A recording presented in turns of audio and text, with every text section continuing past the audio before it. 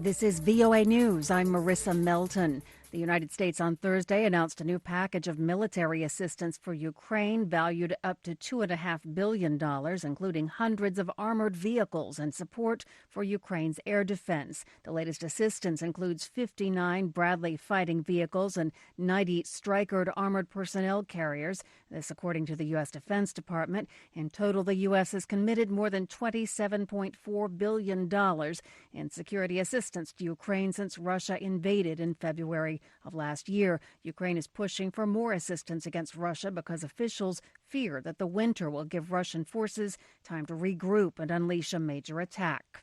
The U.S. government has run up against its legal borrowing capacity or debt ceiling, a self-imposed cap put in place by Congress. U.S. Treasury implementing accounting measures such as a stopgap, while political friction between the White House and congressional Republicans has raised concerns of serious economic consequences. VOA's Jeff Custer has more. To borrow beyond the debt ceiling requires congressional and presidential approval. And though the debt ceiling has been raised roughly 80 times since the 1960s, there is a political impasse between U.S. President Joe Biden, who wants Congress to raise the debt ceiling automatically with no changes, and U.S. House Republicans, led by Speaker Kevin McCarthy, who want to negotiate spending cuts. Associated Press White House reporter Josh Boak says there's no sign of this impasse ending soon, and there could be serious consequences. The U.S. Treasury note is the most important asset in financial global markets. If investors lose confidence in the United States' ability to pay its debts, then interest rates will go up. It'll be more expensive to buy cars and houses. There could be more than 6 million job losses. The point is that politicians are playing a game right now that could affect the life and livelihood of everyday Americans. Jeff Custer, VOA News, Washington.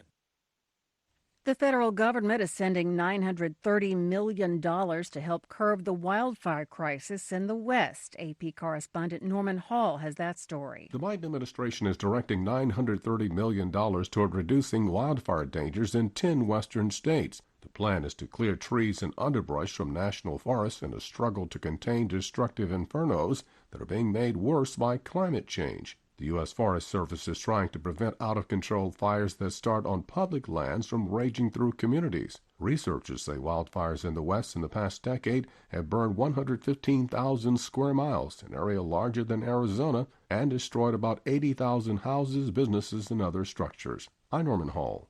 The U.S. Supreme Court says so far its investigation has failed to find out who leaked a draft of an opinion overturning abortion rights. AP's Ed Donahue. More than 120 people were interviewed over the last 8 months, including the justices' law clerks. All of them swore under oath they did not disclose a draft of Justice Samuel Alito's opinion that overturned Roe v. Wade. It's not clear if the justices themselves were interviewed about the leak. This was the first time an entire opinion reached the public before the court was ready to announce it. The court says the investigation isn't over yet and is not ruling out the possibility the opinion was inadvertently left in a public space and someone found it. Conservatives have blamed liberals for the leak, and liberals have blamed conservatives. Ed Donahue, Washington. Investigators in Burkina Faso now believe that last week's raid by suspected militants led to the abduction of around 60 women, girls, and babies. A statement from the prosecutor for the northern Djibo region said earlier reports had suggested that around 50 women had been taken, but police now think that girls and newborns were among those abducted. The prosecutor said a new investigation had been opened. On Wednesday, the Burkinabe Movement for Human Rights said it had drawn up a list of 61 women they said had been abducted. At least 26 were younger than 18. Greta Thunberg called on the global energy industry and its financiers to end all global fossil fuel investments on Thursday at a high-profile meeting in Davos with the head of the International Energy Agency. And musician David Crosby has died at age 81. He was one of the most influential musicians of the 1960s and 1970s. He co-founded the groups The Byrds and Crosby, Stills, Nash & Young. He was inducted into the Rock and Roll Hall of Fame as a member of both groups. You can find more on this story and all the stories we're covering at our website, voanews.com. We also have an app that you can download. From Washington, I'm Marissa Melton, VOA News.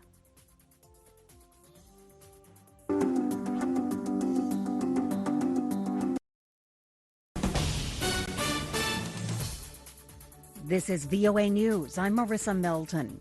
The United States is imposing more sanctions on the Russian private military company, the Wagner Group, that has been aiding Russia's military in its ongoing invasion of Ukraine. AP's Ed Donahue reports. White House National Security Council spokesman John Kirby says the Treasury Department will soon designate Wagner as a significant transnational criminal organization. As his military continues to struggle in Ukraine, President Putin is increasingly turning to Wagner, which is owned by Yevgeny Prigozhin. The White House has also released images of Russia taking delivery of an arms shipment from North Korea. North Korea delivered infantry rockets and missiles into Russia for use by Wagner toward the end of last year. Kirby says the message from the U.S. is clear. We're going to continue to support Ukraine for as long as it takes to defend itself, to defend its sovereignty, and to defend its territorial integrity. Kirby also notes there are tensions between Wagner and the Russian military. Ed Donahue, Washington.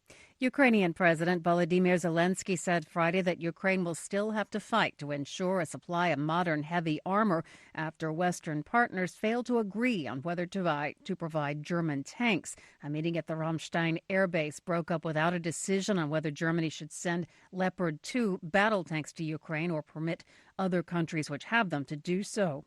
Zelensky said in a video address that Ukraine must keep arguing for the tanks it needs to defend itself. Сьогоднішній Рамштайн зміцнить нашу стійкість. Партнери принципові у своєму ставленні. He said today Ramstein will strengthen our resilience. Our partners are principled in their approach. They will support Ukraine as long as necessary for our victory. Yes, we will still have to fight for the supply of modern tanks, but every day we make it more obvious that there's no alternative. From Washington, this is VOA News. 4 suspected militant attacks have left about 30 people dead in Burkina Faso, including 16 volunteers backing up the army. This according to security sources on Friday. The attacks, which happened on Thursday, were the latest to hit a civilian auxiliary force supporting the military in their 7-year fight against insurgents in the volatile West African nation. Since 2015, Burkina Faso has been grappling with an insurgency led by militants affiliated with al-Qaeda and the Islamic State group. The movement has killed tens of thousands and displaced about 2 million people. The first North Korean national ever to be extradited to the United States has been sentenced for money laundering.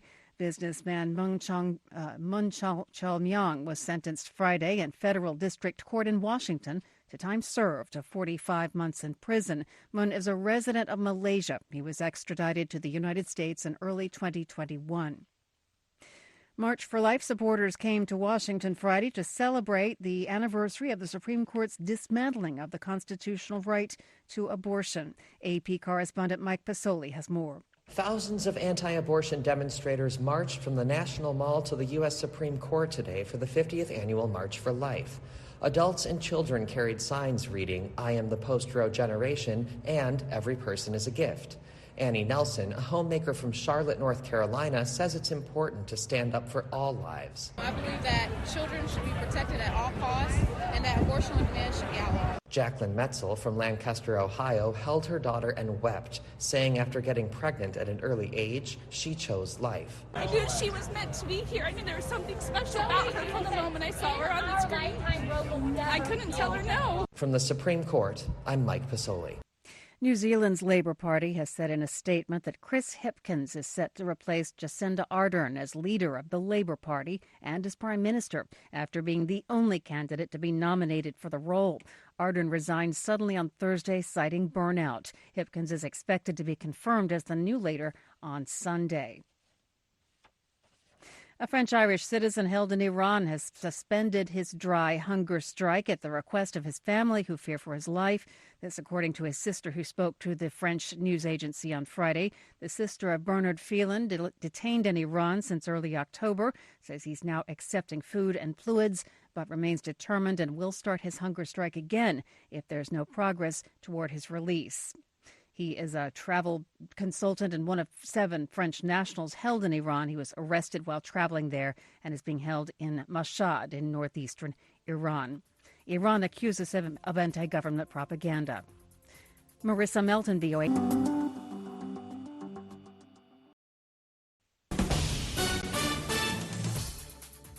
This is VOA News. I'm Marissa Melton. Ukraine's president met with families of those who died in a helicopter crash this week in the outskirts of Ukraine's capital. AP correspondent Karen Chamas has more. At the somber service in Kiev, Ukrainian President Volodymyr Zelensky and his wife laid flowers on each of the 7 coffins, draped in the blue and yellow flags of Ukraine. Zelensky then spoke briefly with the families as a small orchestra played a mournful adagio. The helicopter carrying Interior Minister Denis Monastyrski and other officials slammed into a kindergarten building, killing him and about a dozen other people, including a child on the ground. I'm Karen Chamas. Ukrainian Defense Minister Oleksiy Reznikov says Ukrainian forces will train to use Leopard 2 battle tanks despite Western allies' failure on Friday to reach a decision on whether to supply Kyiv with the German-made tanks. Reznikov told VOA's Ukrainian service Friday that Ukraine's troops will train on the tanks in Poland and described the development as a breakthrough. Tens of thousands of Israelis joined demonstrations on Saturday against judicial reform plans by Prime Minister Benjamin Netanyahu's new government. Netanyahu has dismissed the protest as a refusal by leftist opponents to accept the results of last November's election. It produced one of the most right-wing governments in history. Haiti's National Police said Saturday that gang members attacked a police patrol in Port-au-Prince, killing 3 officers and another person. One officer was missing after the ambush on Friday, and another was seriously wounded. Haiti has been mired in a political and economic crisis for years, with widespread lawlessness, poverty, and despair. The assassination of President Jovenel Moïse in July 2021 triggered another acute downturn in national stability. VOA News. U.S. President Joe Biden says he'll be speaking with Republican House Speaker Kevin McCarthy about the debt ceiling. The White House says raising it is not a negotiation, but an obligation. AP correspondent Julie Walker has more. During a Friday meeting with the nation's mayors, President Biden discussed the seriousness of lifting the debt limit. If we don't meet our national debt and renege on the first time, we have a calamity that exceeds anything that's ever happened financially in the United States. House Speaker McCarthy tweeted, "I accept your invitation to sit down and discuss a responsible debt ceiling increase to address irresponsible government spending." Meanwhile, Treasury Secretary Janet Yellen tells the AP the debt ceiling must be raised. I'm Julie Walker. The U.S. Justice Department is investigating the infant formula plant that was shut down for months last year due to contamination. AP correspondent Mike Hempen. Abbott Laboratories says it's fully cooperating with the investigation into its Sturgis, Michigan facility. Abbott closed the factory after the Food and Drug Administration began investigating 4 bacterial infections among infants who consume powdered formula from the plant.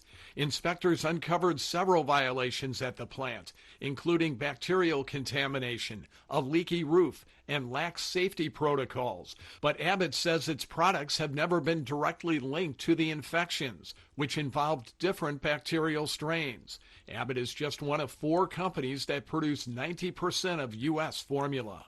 I'm Mike Hempen. A Venezuelan court on Saturday released former Interior Minister Miguel Rodriguez-Torres from jail. He was imprisoned for nearly 5 years. The release will allow him to travel to Spain. This is according to relatives of the former official. The retired Army general served as Interior Minister in 2014. He was arrested in 2018 on accusations he was involved in a plot to, quote, attack the unity of the armed forces. A judge has ordered the Canadian government to help bring home 4 Canadian men being held in Syrian camps. Federal Court Justice Henry Brown directed Ottawa to request repatriation of the men as soon as reasonably possible and provide them with passports or emergency travel documents. The Canadians are among many foreign nationals in Syrian camps run by Kurdish forces that reclaimed the war-torn region from the extremist group Islamic State of Iraq, and the Levant. Family members of the men have been arguing in court that the government must arrange for their return, saying refusing to do so violates their constitutional rights. Thousands of people packed into central Madrid on Saturday to protest the socialist government and accuse it of undermining the Constitution in a rally backed by rightist parties. From Washington, I'm Marissa Melton, VOA News. This is VOA News. I'm Joe Ramsey. Police in Southern California said Sunday a man fatally shot 10 people at a ballroom dance venue in Monterey Park, California, late on Saturday during the city's Chinese Lunar New Year celebrations and was still at large. Another 10 people were taken to local hospitals for injuries, and at least one was in critical condition, the Los Angeles County Sheriff's Department said about 5 hours after the attack. As far as motive goes, it's too early in the investigation to know what the motive is. Is there any description of the suspect? Have you held a generic description of a male suspect? No, sir, not at this time. No description on the suspect at this time. Department Captain Andrew Meyer said the shooting took place after 10 p.m. around the location of a Chinese Lunar New Year celebration where many downtown streets are closed for festivities that drew thousands of people. China rang in the Lunar New Year on Sunday with its people praying for health after 3 years of stress and financial hardship under the pandemic, as officials reported almost 13,000 new deaths caused by the virus between January 13th and 19th. Queues stretched for about 1 kilometer outside the iconic Lama Temple in Beijing, which had been repeatedly shut before COVID-19 restrictions ended in early December, with thousands of people waiting for their turn to pray for their loved ones. Pope Francis on Sunday called for an end to violence in Peru, which has been rocked by anti-government demonstrations that have killed nearly 50 people in the past few weeks. Invito a pregare perché cessino gli atti di violenza in Perù. Quote, no to violence regardless of where it originates, no more deaths, the Argentine Pope said in Spanish at his weekly address to thousands of people in St. Peter's Square. This is VOA News. Witnesses in Somalia's capital say at least 4 bombs went off near the mayor's office Sunday afternoon. Ahmed Mohammed reports for VOA from Mogadishu. People in the area say that a vehicle loaded with explosives blew up near the city administration's headquarters. The explosion was followed by heavy gunfire. Gunfire can be still heard in the area amid unconfirmed reports that the militants may have entered the building. The militant group Al-Shabaab has claimed the responsibility for the attack and said through its affiliate news website that fighters had entered the mayor's office. Ahmed Mohammed for VOA News, Mogadishu, Somalia. A handful of Arab chief diplomats have met in the Libyan capital in a gathering boycotted by powerful foreign ministers who argued the mandate of the Tripoli-based government has ended. 5 of the 22 member states of the Arab League sent their foreign ministers to the periodic consultative meeting Sunday. They included the chief diplomats of neighboring Algeria and Tunisia, local media reported. Others sent their envoys to the meeting in Tripoli. Officials from the U.S. Department of Justice found 6 more classified documents during a search of President Joe Biden's family home in Delaware this week. VOA's Marissa Melton has more. President's personal lawyer, Bob Bauer, said the White House offered to let the Department of Justice search Biden's home in Wilmington after about a dozen documents turned up in 2 different locations over the past couple of months. Bauer said the latest search took place on Friday and took in all working, living, and storage spaces in the home over about 12 hours. Biden has downplayed the affair as an innocent mistake and insists he's done nothing wrong. Marissa Melton, VOA News. Syrian state media says a building collapsed in a neighborhood in the northern city of Aleppo, killing at least 16 people, including 1 child, and injuring 4 others. The 5-story building was housing about 30 people in a neighborhood that's controlled by U.S.-backed Kurdish-led Syrian Democratic Forces. The report says the building collapsed early Sunday after water leakages weakened the structure's foundation. India's government said it has blocked videos and tweets sharing links to a BBC documentary about Prime Minister Narendra Modi's role during deadly 2002 sectarian riots, calling it, quote, hostile propaganda and anti-Indian garbage. The British broadcaster's program alleges the Hindu nationalist Modi, the premier of a state at the time, ordered police to turn a blind eye to violence that left 1,000 people dead. I'm Joe Ramsey, VOA News.